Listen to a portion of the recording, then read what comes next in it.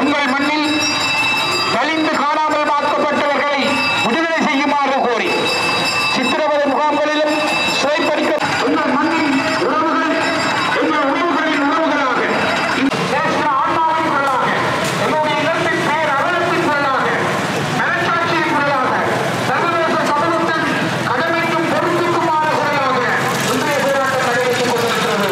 அணிவகுப்புகள் ஆதரவு வழங்குங்கள் தமிழ் தேசிய மேலாளர் கிளிநொச்சி மண்ணின் உணர்வாக ஆன்மாவின் குரலாக அவருடைய குரல் இன்று ஓங்கி ஒலித்துக் கொண்டிருக்கின்றது. தேசிய அவலத்தின் அடையாளமாக அவர்களின் பேரணி அமைந்திருக்கின்றது.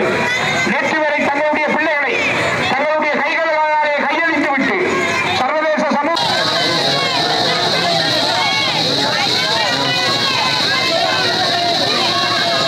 உலகம் போராடி கொண்டிருக்கின்ற இன்றைக்கு உணர்வு கொடுத்துக் கொண்டிருக்கின்ற இந்த நாளில் நாங்கள் ஒரு வித்தியாசமான முறையிலே இந்தந்த குடும்பங்களில் தொழிலாளர்களாக இருந்து அந்த குடும்பங்களை வழிநடத்த வேண்டியவர்கள், குடும்பங்களை காப்பாற்ற வேண்டியவர்கள், குடும்பத்துக்காக தங்களை அர்ப்பணித்திருக்க வேண்டியவர்கள் என்று எங்கே இருக்கிறார்கள், அவர்களுக்கு என்ன நடந்தது, அவருடைய விடுதலை எவ்வாறு அமையும் என்ற கேள்விகளோடு தான் இந்த மைதானத்தில் தாய்மார்களையும் அவருடைய மனைவிமார்கள், பிள்ளைகளை, தந்தைமார்களை நாங்கள் பார்க்கிறோம். மிக முக்கியமாக உழைக்கக்கூடியவர்கள் இங்கே காணாமல் ஆக்கப்பட்டிருக்கிறார்கள். இந்த உலக பகுதியிலே தமிழர்கள் தங்களுக்கு நடந்த கொடுமைகளை சொல்ல முடியாமல் அதற்கான நீதி கிடைக்காமல் போராடி கொண்டிருக்கிறார்கள்.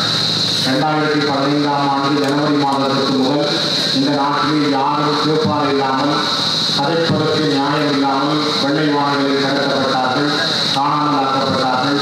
சரணடைந்தவர்கள் எங்கென்று சொல்லாமலே வைத்திருக்கப்பட்டார்கள். இன்று வரை அதற்கான பதில்கள் சொல்லப்படவில்லை.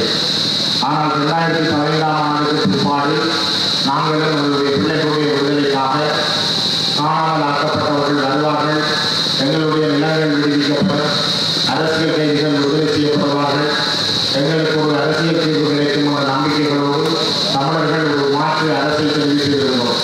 அந்த மாற்று அரசு கூட தமிழ் மக்களை ஏமாற்றுகிறதா அல்லது அன்னையிலே ஜனாதிபதி குறிப்பிட்டது போல ஜனநாயக போராட்டங்களை நான் மதிக்கிறேன், அதனை வரவேற்கிறேன் என்று சொன்ன இலங்கையின் ஜனாதிபதி மைத்ரிபால சிறிசேன அவர்கள் இந்த ஜனநாயக ரீதியாக தங்களுடைய